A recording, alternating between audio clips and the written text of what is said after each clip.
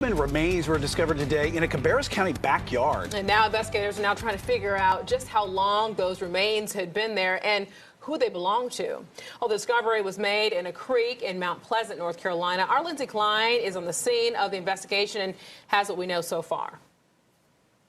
Investigators remain on the scene behind me, combing through evidence, trying to piece together what may have happened here after a resident found the remains and some articles of clothing in a creek back behind his home. This is very unusual. It's not the kind of find residents of this small Cabarrus County town expect to take place in their own backyard. Very quiet, very safe. The Cabarrus County Sheriff's Office investigating human remains found by a resident in a creek behind their home Wednesday. It really does not seem like it would happen around here, This is a pretty quiet place, and, we don't really have stuff like that happen a lot.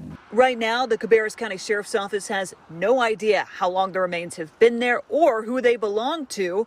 A forensic team has been called in to help investigate. This is, again, very unusual. Never heard anything like this in 25 years. So. Yeah, I've heard a little bit. I don't really know a whole lot. I know that someone was walking by and found a shoe or something like that. The bones were found with one or two items of clothing in a location where two roadways intersect not far from a Food Lion and Taekwondo studio. Because it's remains versus somebody just got murdered there, I guess it's a little bit different. They just found a place to dump something, but it's still scary. The discovery has residents on edge and nervous. Yes, it does. A little bit, I guess. They're hoping the many questions they have now will be answered soon. Especially with things that are going on in the world these days and all these robberies and everything else you're hearing.